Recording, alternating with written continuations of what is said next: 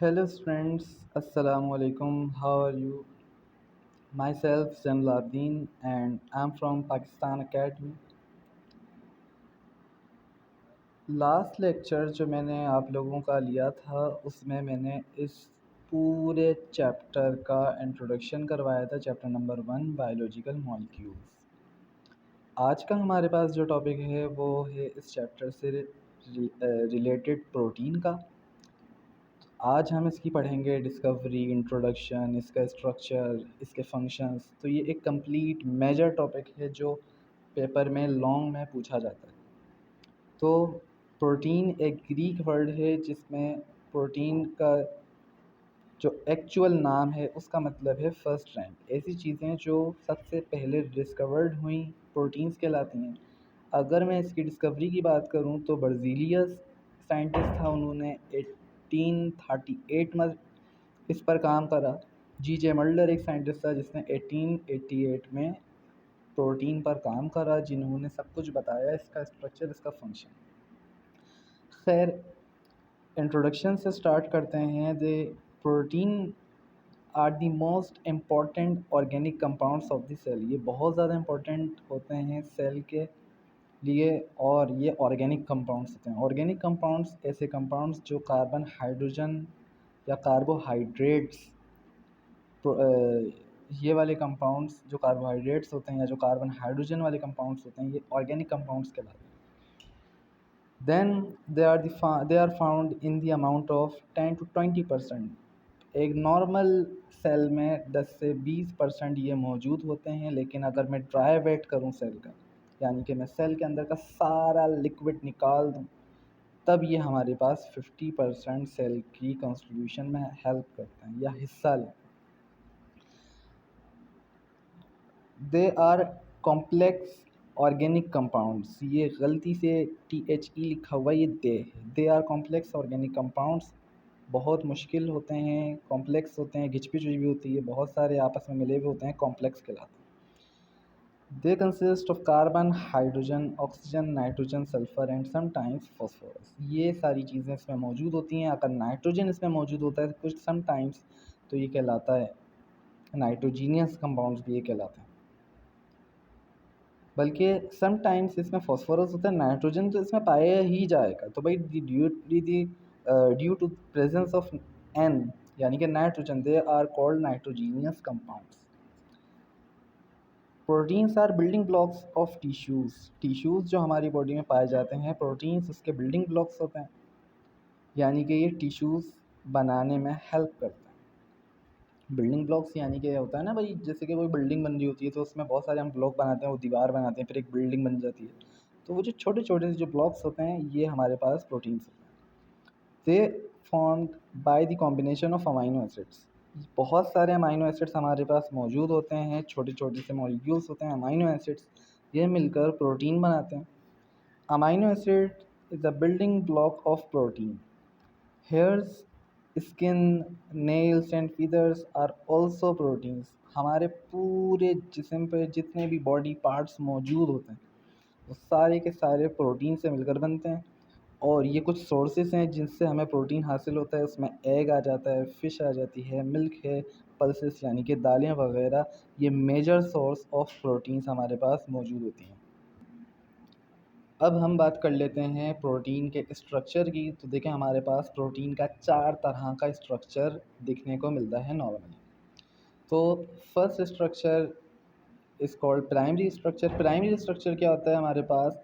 When two amino acids are arranged in a linear manner. अगर हमारे पास linear manner में पॉलीपेप्टाइड चेन्स मौजूद होंगे अमाइनो एसिड्स की, तो ये हमारे पास प्राइमरी स्ट्रक्चर कहलाएगा। लीनियर मैनर का मतलब होता है लंबाई में, और ये अमाइनो एसिड्स ऐसे अटैच होते हैं इस पर, तो ये लीनियर मैनर और ये प्राइमरी स्ट्रक्चर कहलाते हैं। सेकेंडरी प्रोटीन्स जो स्पाइरल शेप में होते हैं ना, यानी कि थोड़े से वेवी फॉर्म में, वेव्स की फॉर्म में, इसको हम स्क्रू स्ट्रक्चर भी कहते हैं। तो ये हमारे पास कहलाता है सेकेंडरी प्रोटीन। टर्शरी स्ट्रक्चर हमारे पास कहलाता है प्रोटीन का कि एक हमारे पास स्ट्रक्चर है वो फोल्ड है और सुपर फोल्ड है। फोल्ड होने का मतलब होता है ये भाई, ये थोड़ा सा फोल्ड हो गया। सुपर फोल्ड, अब ये आपस में मिक्स हो गया। तो ऐसा स्ट्रक्चर टर्शरी स्ट्रक्चर कहलाता है। जब ये क्वाटर्नरी स्ट्रक्चर में आते हैं तो ये क्या होता है कि ये एक स्ट्रक्चर 2-3 से मिल जाते हैं और ये एक बड़ा स्ट्रक्चर बना देते हैं जिसको हम क्वाटर्नरी स्ट्रक्चर कहते हैं। सही है। तो ये हमारे पास प्रोटीन के 4 तरह के स्ट्रक्चर्स हमारी बॉडी में दिखने को मिलते हैं, जो फोल्डेड, सुपर फोल्डेड होते हैं, बहुत सारे ग्रुप्स में भी होते हैं, स्पायरल फॉर्म में भी होते हैं और लीनियर फॉर्म में भी हमारे पास पाए जाते हैं। अब हम बात कर लेते हैं प्रोटीन के फंक्शंस के बारे में। तो देखें, proteins form the cell structure of the body of an organism. Cell structure बनाने में हेल्प करता है। They form seeds and other parts in plants. Plants के अंदर ये सीड्स और सारे पार्ट्स बनाने में काम आता है।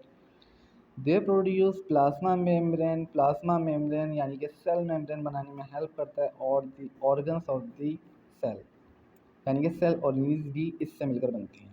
They produce a certain substance in the body of animals which take part in the formation of skin, muscles, nails and hairs. सारी चीज़ें इससे मिलकर बनती हैं। हीमोग्लोबिन, ब्लड के 3 पार्ट होते हैं, रेड सेल्स, वाइट सेल्स और प्लेटलेट्स। तो जो ब्लड का जो रेड कलर है जिसको हम हीमोग्लोबिन कहते हैं, ये भी प्रोटीन से मिलकर बनता है।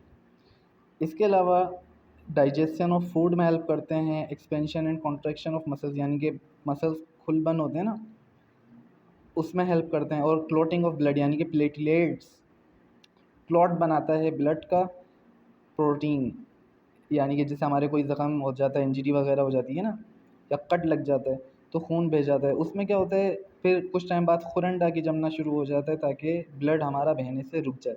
तो ये काम होता है प्रोटीन का, जो क्लॉट बना देता है यानी कि टुकड़े बना देते हैं ब्लड के, और जो यहाँ पे आके जम जाते हैं। जैसे कि ये मेरी फिंगर पर भी निशान है कि मेरे ये बचपन में कट लगा था और यहाँ पर मेरे पास क्या कहते हैं उसे, प्लेटलेट्स, ये मेरे खुरन जमा और यहाँ से फिर मेरा खून बहना रुक गया। तो ये काम हमारे पास मौजूद होता है प्रोटीन का। इसके अलावा मैं आपको बता दूं कि प्रोटीन ऑल्सो प्रिपेयर्स एंजाइम्स। ये एंजाइम्स बनाने में हेल्प करते हैं। एंजाइम्स को बायो कैटलिस्ट भी कहा जाता है, जो केमिकल रिएक्शन को बहुत ज़्यादा इंक्रीज़ कर देते हैं, बहुत जल्दी जल्दी करवा देते हैं। Proteins also act as hormones, growth factors and gene activators. Proteins क्या करते हैं, हार्मोन्स बनाने में हेल्प करते हैं। हार्मोन्स क्या हैं, ग्लैंड्स की सिक्रीशंस हैं जो बॉडी फंक्शंस में अपना रोल प्ले करती हैं। कुछ ग्रोथ हार्मोन्स होते हैं, उससे ग्रो हो रही होती है बॉडी। कुछ क्या कहते हैं उसको, सिक्रीटिंग हार्मोन्स होते हैं, जैसे कि हमारे अंदर बाइल की सिक्रीशन होती है, केमिकल्स की सिक्रीशन होती है हमारे स्टमक के अंदर, HCl, पेप्सिन, ट्रिप्सिन वगैरह।